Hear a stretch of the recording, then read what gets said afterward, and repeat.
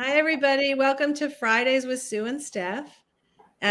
Today, our topic, Stephanie is our topic finder. Our topic finder is chores today. And it kind of doesn't, I feel like you don't have to really say what the conversation is going to be about when you say chores, because I don't know anyone who's got, we've had stories over the years of people who live on farms. And because you live on a farm, the kids get up at the crack of dawn and participate in farming. I don't live on a farm, and I never had that experience. How about you? Like we're playing the game we used to play in college. I've never left a farm. And you've never gotten up at the crack of the dawn, and your kids haven't to do chores. So No. I think the question in my house, well, first of all, I will say that if I had it to do over, which I don't, I would definitely start at a much younger age and make it a pattern in the family. Like maybe Sunday, everyone spends like 2 hours or an hour even, or 15 minutes, like some Right.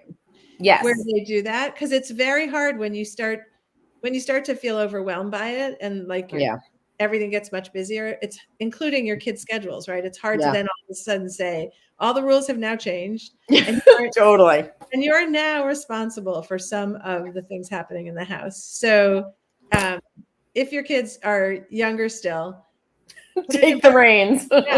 learn what we did. Did you do it early?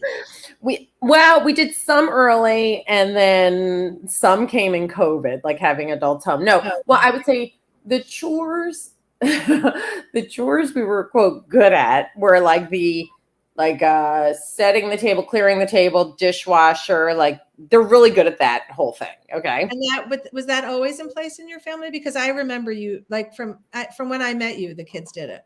Yeah. They were always like yes, they did that pretty early. And I've talked about this before. One of my friends was the one who told me about like the loading and unloading the dishwasher. And she was saying like, and her kids were younger than mine. I'm like, wait a minute, they're loading the dishwasher? And she was like, yeah. And I'm like, you must have a lot of cracked plates. And she said, well, you got to decide what's more important. Like giving them the chore and realizing you might have a few chips along the way. And I was like, oh, that is I liked it. I always think about it because I think, you know what? Like, yeah, you want to teach them to be careful, but stuff's going to happen. It's probably not going to happen. Listen, I'm not a great dishwasher loader. My husband hates the way I load the dishwasher because I have no system. So it makes him crazy. System. I know. It's fascinating, but we have good friends. One who used to work for us, a couple doors down. He's also a fastidious dishwasher loader, and she's not. So it's a really funny thing because there are. I wonder if in every marriage there's the one who has it and the one who doesn't have it. Oh my God! I actually think that might be I think there is some, like you talk about like the person you're supposed to meet, like somehow there is somebody making those matches somewhere where they're like, oh, she's a really good dishwasher and he's not. We're going to make sure they meet because I feel like it is true in every relationship. Well, it's also the other piece of it is I want to remember to add this to the list of things where the world is divided. Like, oh yes, the book, I'll Love You Forever. People either it's their favorite book or they want to throw up from it. And now it's like, do you care how the dishes get loaded? Totally. Or you think it's ridiculous because they're all going to get clean anyway, right? Like, right. Yeah. Okay, so I'll tell you that in my house, the biggest gift I gave to myself was, so I would use the couch in the guest room and put all the laundry there. And sometimes if I felt generous, I would divide it into how I thought it went because I would throw all the kids' laundry in together and no one ever got their stuff back. Because it would be remarkable how many things were not theirs that just stayed. So one day someone was complaining and I said, okay, I have a solution. I'm buying everybody laundry baskets and you will do your own laundry. And that never changed. I knew you then. I remember that.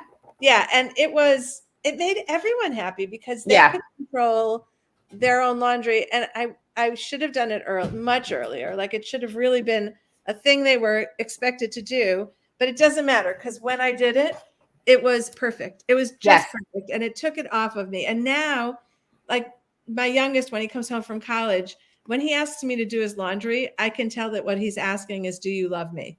Like, I'm home visiting and my mommy is here, and do you love me enough to do my laundry? And he'll even say, I'll do the laundry, but will you fold it? And so, you know, when I can, I say, Yeah. sure. And it's such a funny, like, love language to have your We have a laundry. similar thing. It's so funny because laundry is something, I think when I originally came up, when we were talking about chores, it was like, oh, the things I can't stand doing, the things I don't mind doing.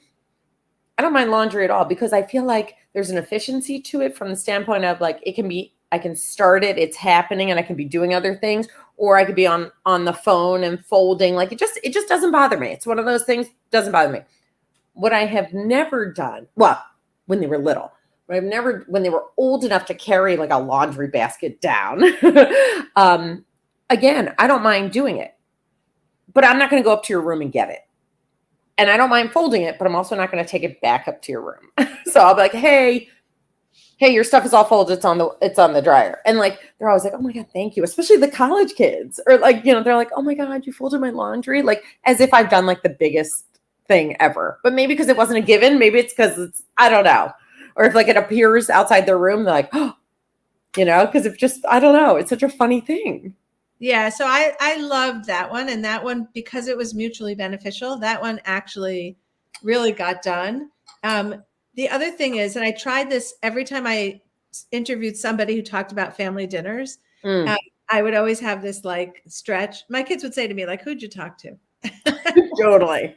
Because everything would change at that moment. And I was like, okay, once a week, everyone's going to be in charge of dinner, because that was kind of like a way for, you could all cook in the kitchen together, and that's lovely. And that happens on Thanksgiving for me. That's always like pre-holidays. I get kids in the kitchen and I'm so happy.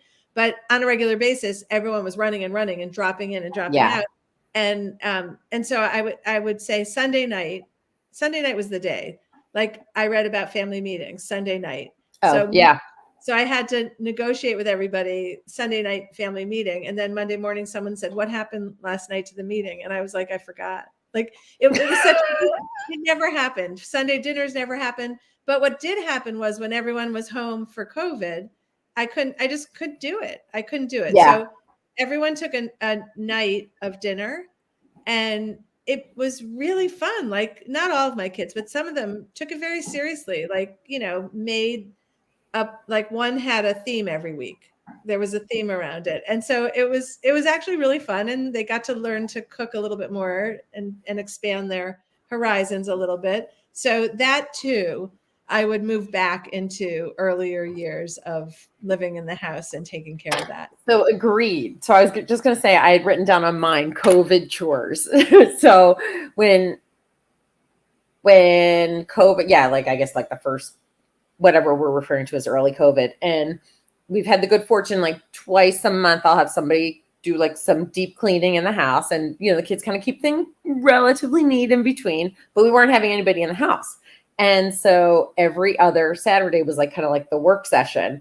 And I would get up early and I would do like the first floor and do like the kitchen and the bathrooms. And then I would like take the stuff and leave it outside each kid's room. And I'm like, make sure you do the bathroom, you know, wipe your floors, sheets, right? Like the whole thing. And like, and it was funny. Like I, like, you know, got a little gripey, not even gripey. That's not even like, they were kind of like, oh yes, I guess we're doing that, you know? But then it just became a thing. And actually like, I'm not sure people minded it.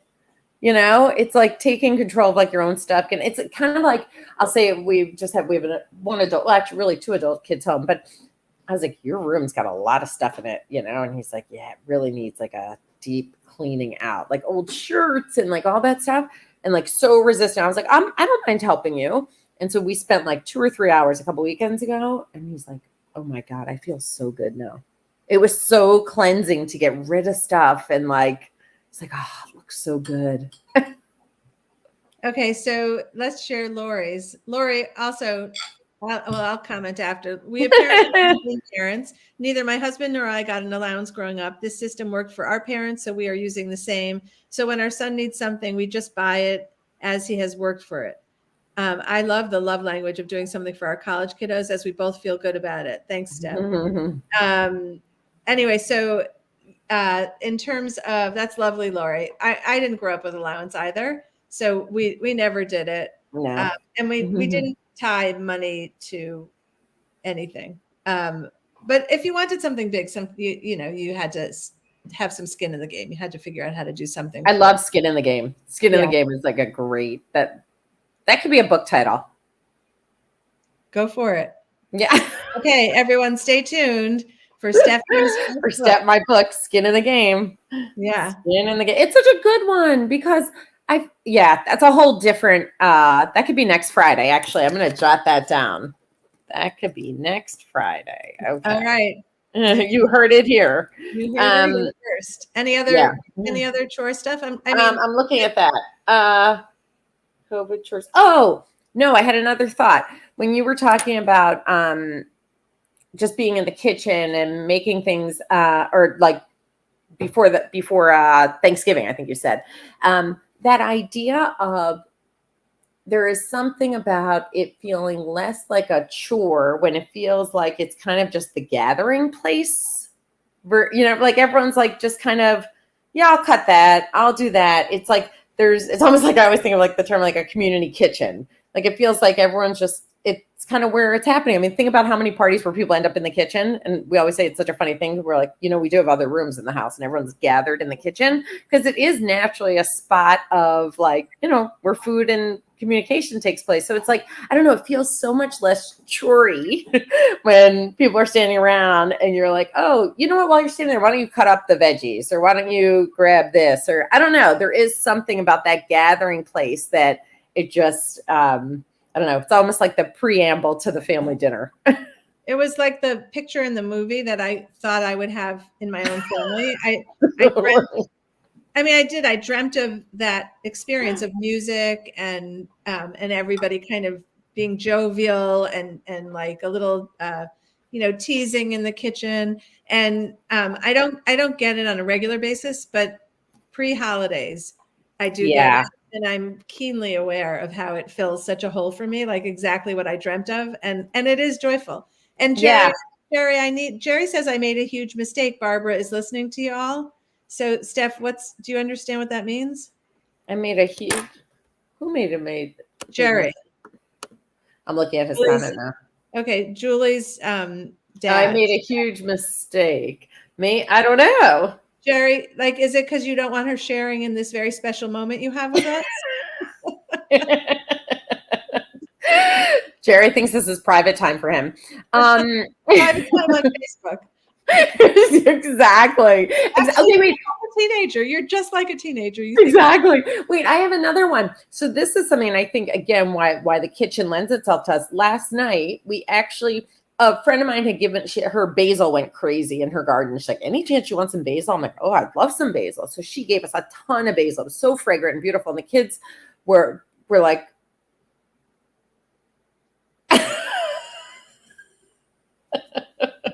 okay. So the kids are like, what are we going to do with the basil?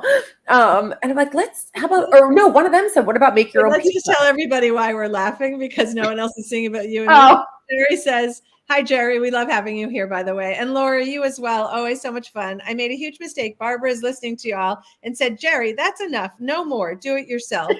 Yay for Barbara. It's about time. See, you know what? Your teen could be really just your husband. We did make your own pizzas last night. These are two, my kids in their 20s. But it was so fun, to like that. Like there are certain meals that lend themselves. Like I have friends who will do like these poke bowls or something, or make your own whatever. And like, that's kind of fun. Like I love that idea because then it's like, it is a group activity and you get to make things your own way, which is sort of fun. So I think the kitchen can be fun, even though we do bristle at the what's for dinner question every time. So my last thing, which is, I wish it were everyone's chore. It should just be everybody's. By everybody, I include myself. Like you take off. Steph, dehydrate. Lori says dehydrate the basil. I do it all the time. Use it for later. If you want to look that up, if you have too much basil. Oh, thanks, Lori. So when everyone's home, it's like, I've probably shared this before, but there's 5 kids and a son-in-law, which means 6 plus me and Dan. So 2 pairs of shoes each is Oh, like 18 pairs of shoes, and usually like taken off somewhere and left in that spot. And we're all guilty of it. It's not like, oh, yeah, you know, that's I'm right. so good at this. But when that happens, I lose my mind because you can't walk anywhere without tripping over someone's shoes. So when the Yeah. kids come home, I just remind them, this is a thing that happens to mom when you do this. And if you could all just be a little gentle on me and just do your best to put away those damn shoes that I trip over everywhere I look. So that one, I think, there probably needed to be a better system in the house. Like, where do Right. the shoes go? Mm-hmm. No one's walking Mm-hmm. with their shoes every time they take them off. Yeah. Mm-hmm. Any parting words? No, that's all I got.